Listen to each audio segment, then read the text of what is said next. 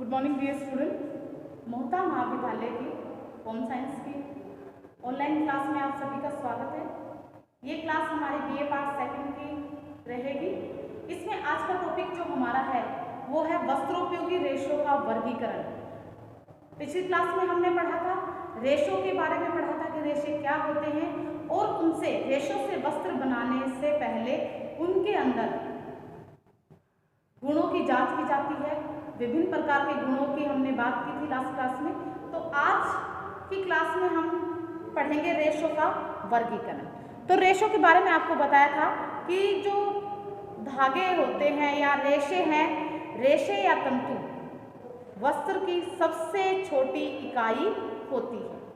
अब वस्त्र रेशे हमें बहुत तरीके से मिलते हैं, जैसे कि इससे प्राप्ति के काफ़ी सारे साधन हैं। तो उन साधनों की बात करते हैं कि कौन कौन से साधनों से रेशे प्राप्त किए जाते हैं। तो रेशों का वर्गीकरण, रेशों का वर्गीकरण, क्लासिफिकेशन ऑफ फाइबर, रेशों का वर्गीकरण। इसे रेशों का वर्गीकरण है, इसे 3 भागों में बांटा गया है। पहला आता है प्राकृतिक रेशे,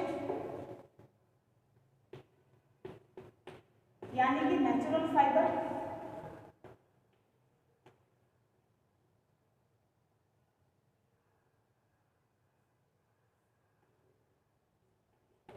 नेचुरल फाइबर।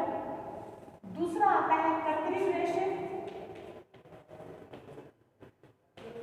कृत्रिम यानी कि आर्टिफिशियल फाइबर। तीसरे आते हैं विशिष्ट प्रकार के रेशे,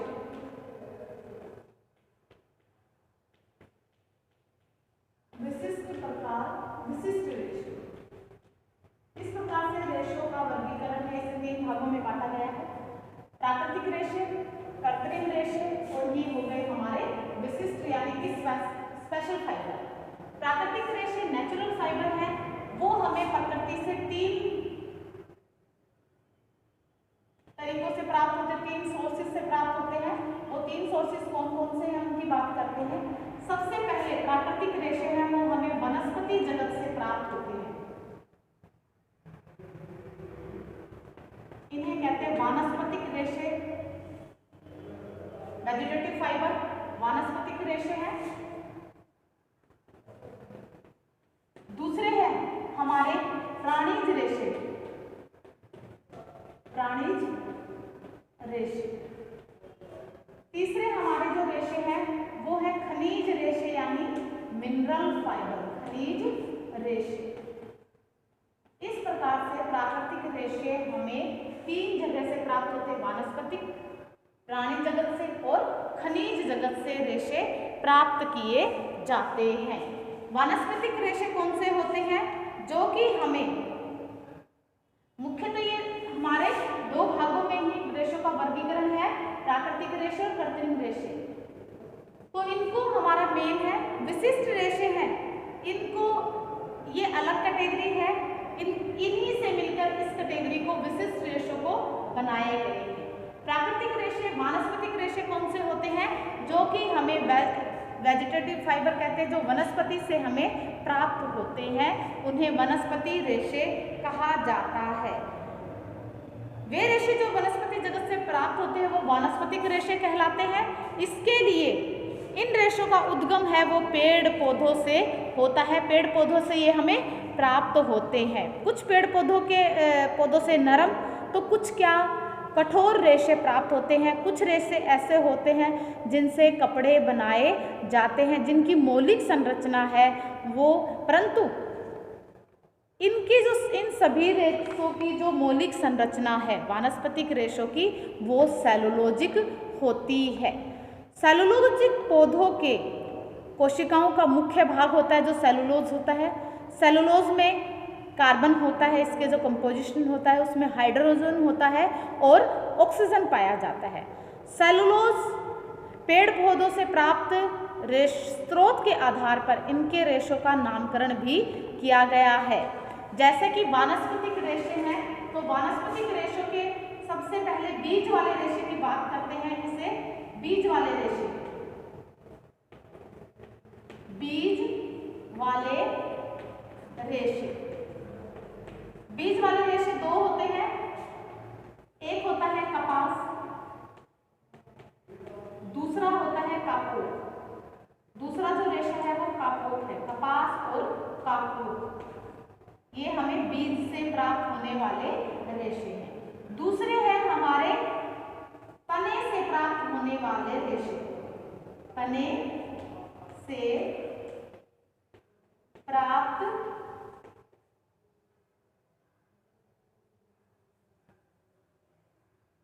तने वाले रेशे कहेंगे इनको, तने वाले रेशे। तने वाले रेशे कौन से होते हैं? जैसे कि इसके अंदर आ जाएगा हमारा लीनन, लीनन आ जाएगा, इसके अंदर जूट आ जाएगा, कोयार आ जाएगा, कोयार आ जाएगा, इसके अंदर हेम्प आ जाएगा,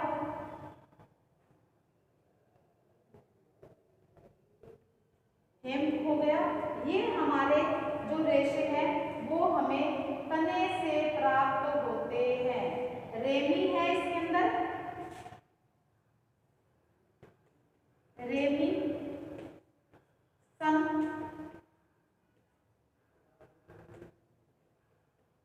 रेमी है, सन है, और एक और रेशा है जो है मनीला।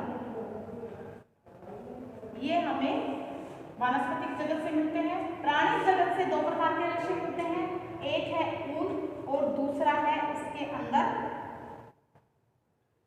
इसके अंदर वनस्पति जगत से एक प्रकार के और रेशे मिलते हैं जो कि है पत्ते वाले रेशे। पत्ते वाले रेशे, पत्ते वाले रेशे कौन कौन से हैं?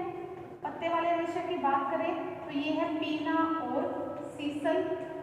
पीना और सीसल ऐसे रेशे हैं जो हमें पत्तों से, पेड़ पौधों के पत्तों से प्राप्त होते हैं। बीज वाले रेशे हो गए कपास और काकोट। तने वाले रेशे लीनन, जूट, कोयार, हेम्प, रेमी, सन और मनीला। पत्ते वाले रेशे पीना और सीसल। प्राणी जगत से हमें दो रेशे मिलते हैं, एक ऊन है और दूसरा रेशम है। ऊन और रेशम ये दो प्रकार के रेशे हैं जो हमें प्राणी जगत से प्राप्त होते हैं। खनिज जो रेशे हैं ये भी हमें खनिज जगत से हमें तीन प्रकार के रेशे मिलते हैं। एक है सोना, चांदी, एस्बेस्टस। ये तीन प्रकार के रेशे हैं जो हमें खनिज जगत से प्राप्त होते हैं। अगले जो रेशे हैं इनकी बात करते हैं। ये जो है वो है कृत्रिम रेशे। कृत्रिम रेशों को दो भागों में बांटा गया है। कृत्रिम रेशे वे रेशे होते हैं जिनका उद्गम प्रकृति प्रदत्त रेशे नहीं है, बल्कि जिन्हें बनाने के लिए विभिन्न रासायनिक पदार्थों एवं यांत्रिक विधियों द्वारा रेशों का रूप दिया जाता है। तो मानवकृत कृत्रिम जो रेशे हैं इसे दो भागों में बांटा गया है। एक है मानवकृत रेशा, इसके अंदर इसे दो भागों में बांटा गया है। एक है मानवकृत रेशा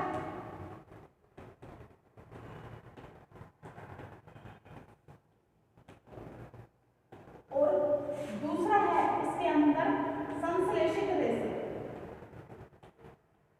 संश्लेषित कहें या फिर इसे रासायनिक रेशे कहें, एक ही बात है, रासायनिक रेशे। ये हमारे कृत्रिम रेशे हैं, मानवकृत रेशे और कृत्रिम रेशे।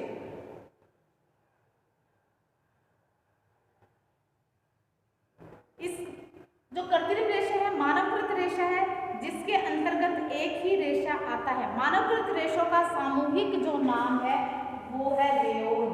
मानवकृत रेशों का सामूहिक नाम है रेयोन और इसे बनाने की विधियों के आधार पर इसे तीन भागों में बांटा गया है। पहला है नाइट्रोसेलुलोज,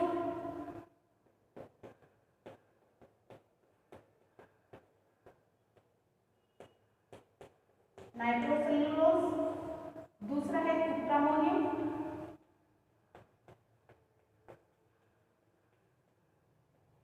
और तीसरा है विस्कस।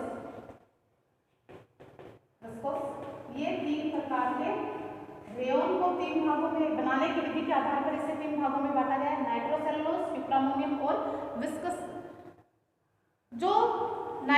जो मानवकृत रेशे होते हैं, मानवकृत रेशों का जो सामूहिक नाम आपको अभी बताया वो है रेयन है। इनके गुण, जो मानवकृत रेशा है रेयन है, इसका जो गुण है वो कपास से कुछ मिलते जुलते होते हैं। वह जलाने पर, इनको जब रेयन को जब जलाते हैं तो कपास जैसी ही गंध आती है। वह अन्य जो लक्षण इसके अंदर दिखाई देते हैं वो भी कपास की तरह ही दिखाई देते हैं। कपास के रेशे के जो गुण होते हैं वही ऑलमोस्ट रेयन के रेशे में वही गुण पाए जाते हैं। रेयन का अर्थ है सूर्य की किरणों को परावर्तित करना। मानवकृत रेशों का निर्माण पेड़ के तने से प्राप्त लुगदी, कपास के लिंटर्स, बांस, अनाज के दानों से प्राप्त प्रोटीन आदि से इसका निर्माण होता है। और रेयन को भिन्न भिन्न निर्माण विधियों के आधार पर अभी आपको बताया इसे 3 भागों में बांटा गया है, परंतु इनका मूल उद्गम पौधों से जो प्राप्त सेलुलोज ही होता है।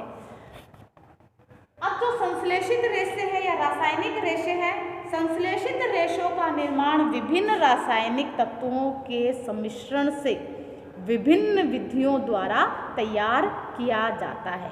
इन्हें ताप सुन्मय रेशे यानी कि थर्मोप्लास्टिक फाइबर भी कहा जाता है। इनसे सबसे पहले नायलॉन सॉल्ट बनता है।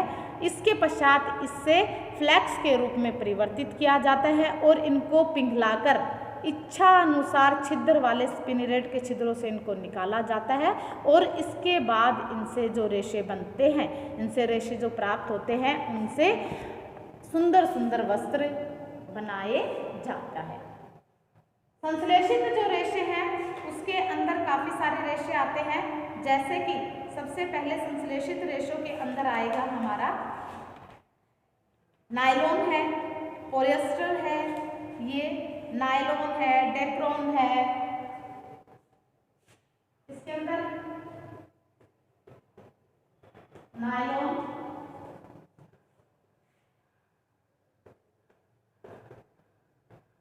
डेक्रोन, टेरिलीन, टेरिलीन हो गया। इसके बाद आता है ऑर्लोन,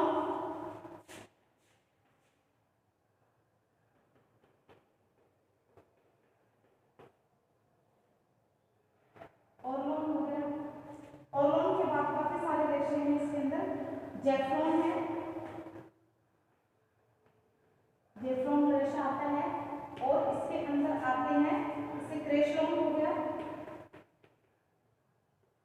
क्रेशलोन रेशा है, ये भी रासायनिक रेशा है। दर्पण है, सारन,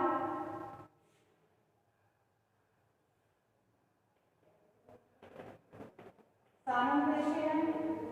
सारन के बाद में इसके अंदर आता है डायनेन, वेलर और फाइबरग्लास।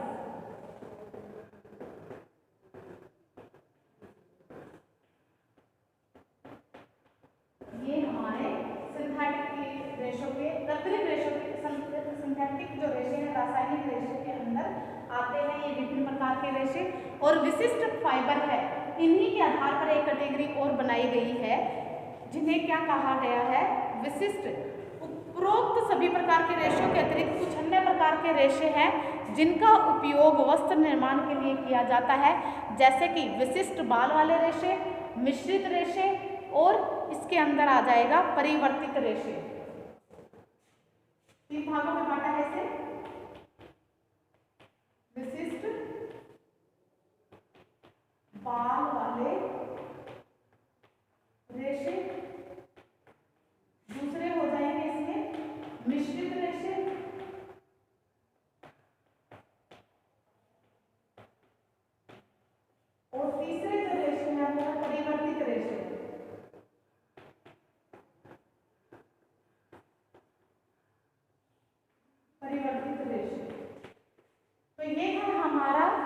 रेशों का वर्गीकरण। रेशों का वर्गीकरण एक बार फिर से बताती हूँ। प्राकृतिक रेशे, कृत्रिम रेशे और विशिष्ट रेशे, इसे 3 भागों में बांटा गया है रेशों के वर्गीकरण को। फिर फर्दर प्राकृतिक रेशों को 3 भागों में बांटा गया है। वानस्पतिक रेशे, प्राणी जगत से प्राप्त होने वाले रेशे और खनिज रेशे। वानस्पतिक रेशे हैं, इनको फर्दर फिर 3 सब डिवाइड किया गया है। इनको बीज वाले रेशे जैसे कि कपास और कपास। कपास और कपास के बाद तने वाले रेशे जिनमें लिनन, जूट, कोयार, रेमी और कोयार है, हेम्प है, सन है और वनीला है। पत्ते वाले रेशे हैं पीना और सीसल। प्राणी जगत से 2 प्रकार के रेशे प्राप्त होते हैं, ऊन और रेशम। खनिज जगत से भी हमें 3 प्रकार के रेशे प्राप्त होते हैं, सोना, चांदी और एस्बेस्टस। ये तो हो गई हमारी प्राकृतिक रेशों की बात। अब करते हैं कृत्रिम रेशे।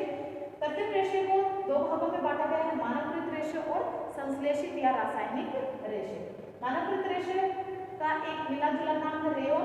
रेयोन को बनाने की विधि के आधार पर 3 भागों में बांटा गया है, नाइट्रोसेलुलोज, प्रामोनियम और विस्कस रेयोन। संश्लेषित या रासायनिक रेशे हैं, इनमें काफी सारे रेशे हैं, नायलॉन है, डेक्लोन है, क्रेस्लॉन है, टेरिलिन, डर्बन, जेफ्रोन, डर्बन है, सारन है, डाइनेल है, वेलर है और फाइबरग्लास। विशिष्ट रेशों को 3 भागों में बांटा गया है, विशिष्ट, बाल वाले रेशे, मिश्रित रेशे और परिवर्तित रेशे। तो इस प्रकार से ये हो गए हमारे रेशों का वर्गीकरण। अब रेशों के वर्गीकरण के बाद में इनको हम, इनमें से हमारे कुछ सभी एग्जाम के पॉइंट ऑफ व्यू से कुछ रेशे हैं जिनको हम एग्जाम के पॉइंट ऑफ व्यू से पढ़ेंगे जो इम्पोर्टेंट है। सबसे पहले हमारा कपास का आएगा जो कि बीज वाला रेशा है। फिर हमारे इसमें एक तने वाला रेशा पढ़ेंगे जो एग्जाम में हमारे सिलेबस के अंदर है, वो है हमारा लीनन है। 2 हो गए वानस्पतिक जगत से। प्राणी जगत से जो 2 प्रकार के रेशे होते हैं, ये दोनों ही एग्जाम में पूछ लिए जाते हैं, ये दोनों ही हमारे सिलेबस के अंतर्गत है, ऊन और रेशे। तो इनके बारे में हम पढ़ेंगे। इनके बारे में हमारा खनिज रेशे है वो इतना इम्पोर्टेंट नहीं है। उसके बाद जो हमारे उसमें सिलेबस में है वो है हमारा रेयोन। ये भी क्या है, हमारा इम्पोर्टेंट फाइबर है, इसके बारे में हम पढ़ेंगे डिटेल से। और संश्लेषित रेशे है, इसके अंदर हम पढ़ेंगे नायलॉन के बारे में पढ़ेंगे, डेक्लोन के बारे में पढ़ेंगे और हम इसमें पढ़ेंगे कोलेस्ट्रॉल और इनके बारे में पढ़ेंगे। और ये हो गए हमारे। तो अब इनको हम 1 बाय 1 करके सभी को डिटेल से करेंगे। सबसे पहले हम बात करेंगे कपास की, बात करेंगे कपास क्या है। तो कपास के बारे में करते हैं स्टार्ट इसमें। अब हम करेंगे हमारा कपास।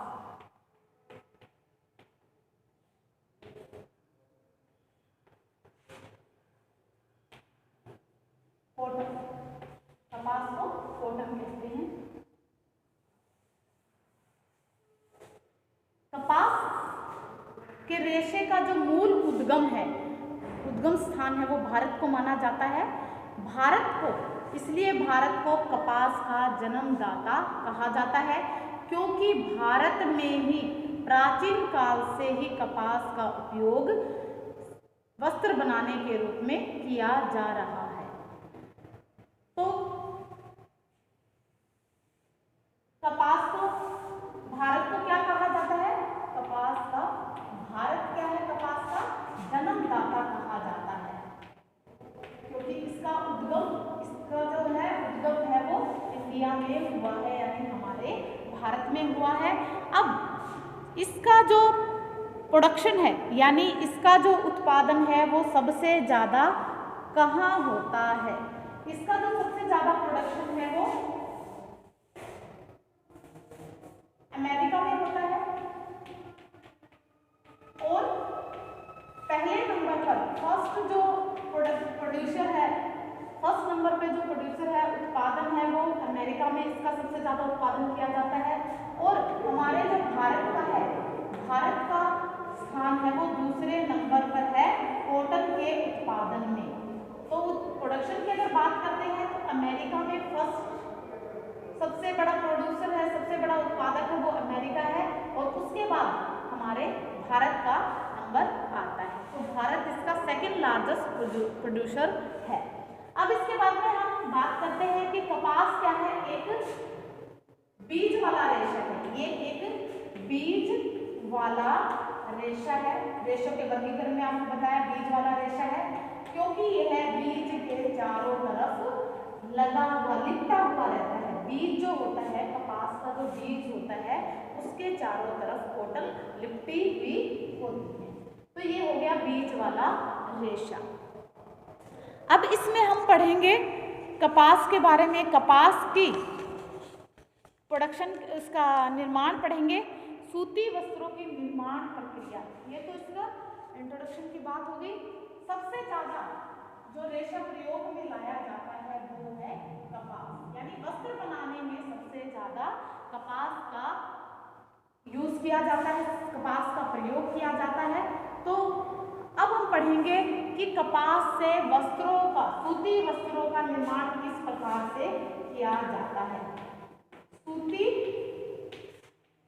वस्त्रों की निर्माण प्रक्रिया।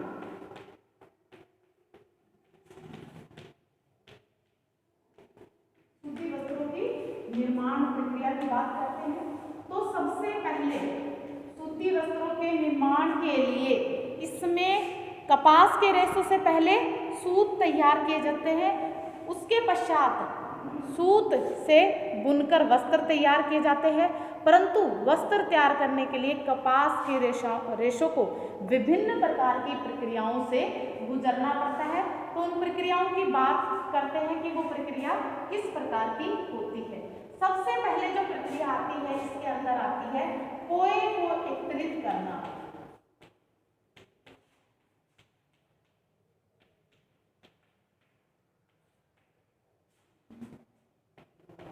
आपके एग्जाम में आपसे पूछा जाएगा कि कपास के बारे में लिखें, कपास का संक्षिप्त विवरण कीजिए। तो आपको क्या करना पड़ेगा, कपास का सिंपल थोड़ा सा उसके बारे में बताना पड़ेगा, इंट्रोडक्शन उसका देना पड़ेगा। फिर उसके बाद में आपको उसकी जनरल इंफॉर्मेशन देने के बाद में उसको प्रोसेस कि कपास के रेशों से किस प्रकार वस्त्र तैयार किए जाते हैं, किस प्रकार सूती वस्त्रों का निर्माण किया जाता है। तो उस प्रोसेस को 1 बाय 1 करके सीक्वेंस में, ये नहीं है कि आगे पीछे हम कर देंगे, कहीं से उठाया कोई भी पॉइंट आगे पीछे कर देंगे, ऐसा बिल्कुल नहीं होगा। उसमें हमें सीक्वेंस में बताना पड़ेगा कि सूती वस्त्रों को तैयार करने के लिए कैसे प्रोसेस से होकर गुजरा जाता है, स्टार्टिंग में क्या होता है और इसके लास्ट में किस प्रकार से वस्त्र तैयार किए जाते हैं। सबसे पहले आता है कोए को एकत्रित करना। कपास का जो कोया होता है, कभी आपने देखा हो तो इस प्रकार से इसका क्या है, जब इसका कोया कच्चा होता है तो इस प्रकार का होता है, इसके ऊपर बंद होता है और धीरे धीरे कच्चा कोया होता है वो इस प्रकार का होता है। धीरे धीरे ये क्या होता है, जैसे जैसे ये पकने लग जाता है तो ये ऊपर से फूलने लग जाता है। फूलने के बाद में ये इस प्रकार से, इसमें से ये इस प्रकार से दिखाई देता है, इस प्रकार से, और बाहर है वो कॉटन इसमें से दिखाई देती है। इस प्रकार से कॉटन बाहर की तरफ ये फूल कर ये अलग अलग हो जाते हैं, इस प्रकार से अलग हो जाता है और इसमें से कॉटन है वो सारी बाहर निकल जाती है। तो ये होता है कपास का फूटा हुआ कोया होता है। अब जो कपास का बीज होता है वो भी इस प्रकार का बीज होता है, इस प्रकार का बीज होता है जिसकी तरफ इस प्रकार से दाने दाने से होते हैं, उसके ऊपर क्या है, कॉटन चिपकी हुई होती है। बीज के चारों तरफ कॉटन चिपकी हुई होती है, इसलिए इसे बीज वाला रेशा कहा जाता है। कपास के पौधों पर लगे कोए हैं वो पककर जब तैयार हो जाते हैं तो इनको एकत्रित किया जाता है, इनको तोड़कर इकट्ठा किया जाता है, तब इन्हें हाथों से तोड़ा जाता है। आजकल पहले जो काम होते थे वो हाथों से होते थे, आजकल यही काम मशीनों के द्वारा होने लग गया है और जहाँ कई दिन लगते थे वहाँ कुछ घंटों में यह काम हो जाता है। इनको अगर उपयुक्त समय पर ना तोड़ा जाए तो इनके ऊपर कई प्रकार की अशुद्धियाँ हैं वो लग जाती हैं, जैसे कि धूल है, धूलकण होते हैं, रेशे हैं वो बरसात के कारण पीले पड़ जाते हैं और धूप इत्यादि से इनके रेशों पर भी प्रभाव पड़ता है। अब कोई एकत्रित हो जाने के बाद इसकी जो अगली प्रोसेस होती है वो ओटना है। ओटना मीन्स गीनिंग होती है, ये तो होता है कलेक्शन ऑफ ओट्स होता है। दूसरी जो होती है वो है ओटना। ओटना होता है बिनोलों को अलग करना, बिनोलों को अलग करना।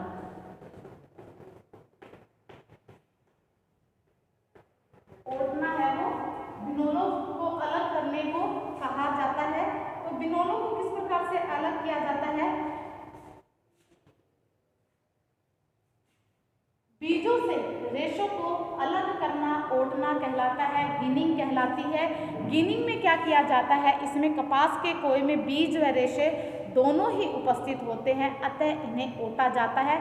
ओटने का कार्य है वो हाथ अथवा गिनिंग मशीन के द्वारा किया जाता है। इस प्रक्रिया में रेशे उपस्थित, रेशों में जो धूलकण है, पत्तियां होती हैं, लकड़ी होती है, छिलके आदि जो होते हैं, बीज हैं, उनको एक प्रकार से अलग कर लिया जाता है। और कपास ओटने का जो काम है मुख्यतः 3 तरह से किया जाता है। हाथ ओटने के द्वारा, इसको 3 प्रकार से किया जाता है इस काम को। हाथ ओटनी, दूसरी है इसके अंदर छड़ ओटनी, छड़ का प्रयोग करके छड़ ओटनी, और तीसरे तरीके से जो ओटनी की जाती है वो मशीन ओटनी है, मशीन ओटनी। अब आप कहेंगे नाम से पता चल रहा है हाथों के द्वारा जब ओटनी को अलग, बिनोलों को अलग किया जाता है तो उसे हाथ ओटनी कहा जाता है। छड़ होती है, इसमें एक धातु की बनी हुई छड़ होती है, उसको बेलन की तरह फैला कर हुई को उसको जोर लगाया जाता है, प्रेशर लगाया जाता है, जिससे क्या होता है बिनोले एक साइड हो जाते हैं और रेशे एक तरफ हो जाते हैं, जिसे क्या कहते हैं? छड़ ओटनी कहते हैं। मशीनों का जहाँ प्रयोग किया जाता है, मशीनों के द्वारा जो गिनिंग की जाती है उसे मशीन ओटनी कहा जाता है। तो इस प्रकार से ये ओटनी का काम किया जाता है। ओटनी के बाद गांठे खोलना और मिलाना। तो तीसरी जो प्रोसेस है वो है इसमें गांठे खोलना, गांठे खोलना और मिलाना।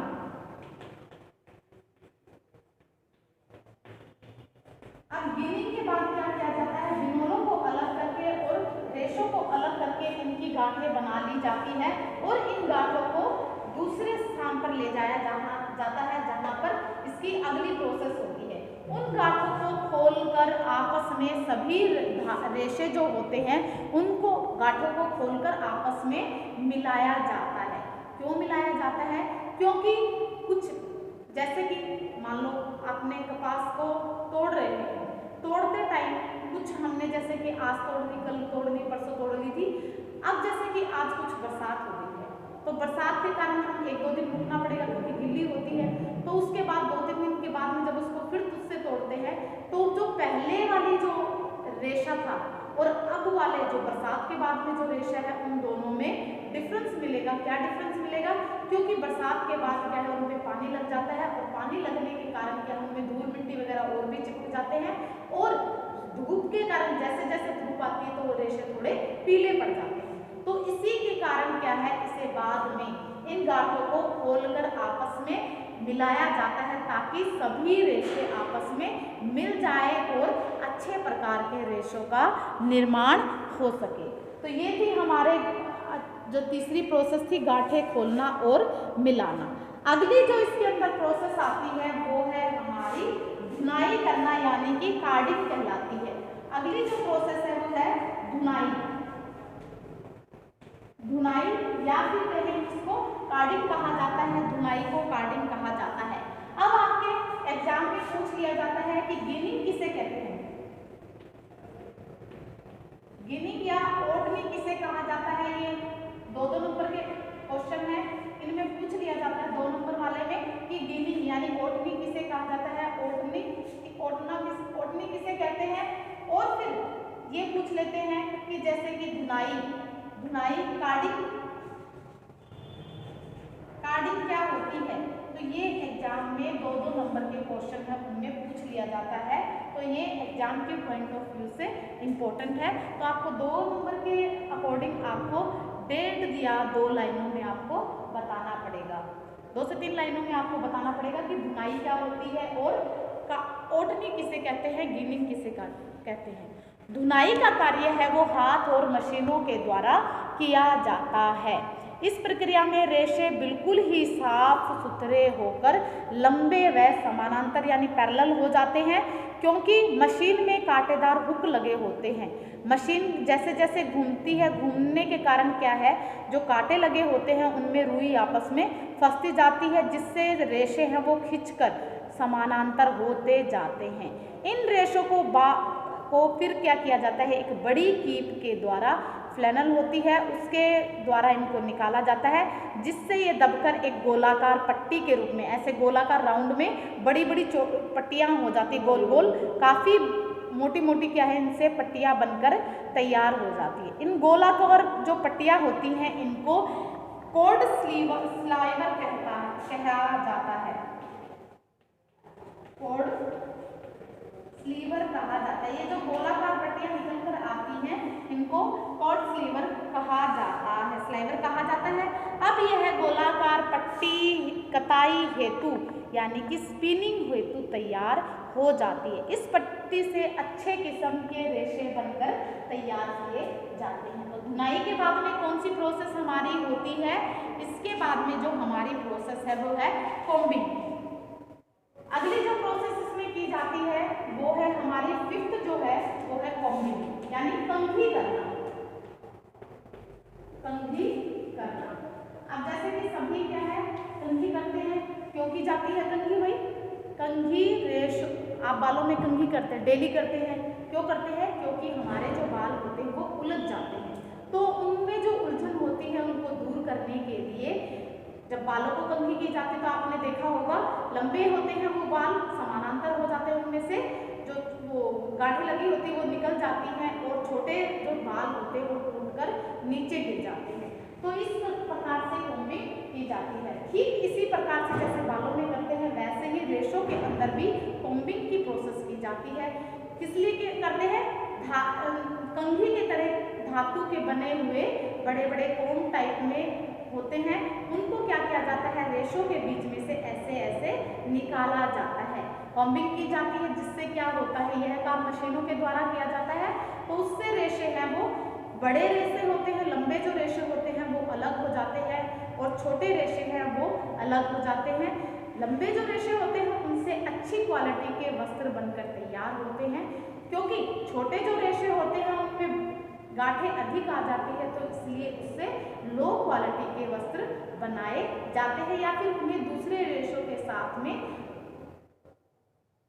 ट्विस्ट कर दिया जाता है यानी ब्लेंड कर दिया जाता है, मिश्रित कर दिया जाता है, तो उनसे अलग प्रकार के वस्त्रों को तैयार किया जाता है। तो रेशों को समानांतर करने के लिए कंघी करना पड़ता है या आवश्यक होता है, क्योंकि कंघी जब तक नहीं करेंगे रेशे पैरेलल नहीं होंगे और जब तक पैरेलल नहीं होंगे, समानांतर नहीं होंगे, तो उनसे रेशो धागे का निर्माण नहीं हो पाएगा। तो इसीलिए ये क्या कहलाती है, कॉम्बिंग की प्रोसेस कहलाती है। तो कॉम्बिंग भी क्या होती है, ये भी पूछ ली जाती है कि कॉम्बिंग किसे कहते हैं, कंघी करना किसे कहा जाता है, 2 नंबर के क्वेश्चन में पूछ लिया जाता है। तो इसके बाद में हमारी जो आज की क्लास में हम इतना ही करेंगे। ये हमारा कुछ मैंने पहले आपको रेशों के वर्गीकरण के बारे में बताया, अब मैंने कपास का रेशा लिया और उसका हम डिटेल से कर रहे हैं, जिसमें सबसे पहले हमने इसके कपास के इंट्रोडक्शन सामान्य विवरण के बारे में इसको बताया, फिर हमने बताया कि सूती वस्त्रों का निर्माण किस प्रकार से किया जाता है। तो ये सूती वस्त्रों के निर्माण करने की प्रोसेस है। सबसे पहले कोई को एकत्रित किया जाता है, फिर ओढ़नी की जाती है यानी कि बिनोलों को अलग किया जाता है।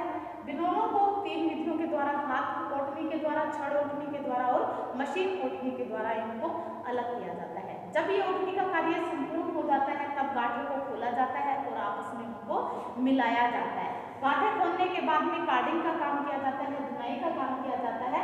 धुनाई के कार्य के द्वारा कॉर्ड स्लाइवर बनाया जाता है। कॉर्ड स्लाइवर बनाने के बाद में कंघी की जाती है, रेशों को समानांतर करने के लिए कंघी की जाती है। तो आज की क्लास में हम यहीं तक करेंगे, आगे के जो इसके पॉइंट्स हैं वो नेक्स्ट क्लास में करेंगे। Okay bye, have a nice day.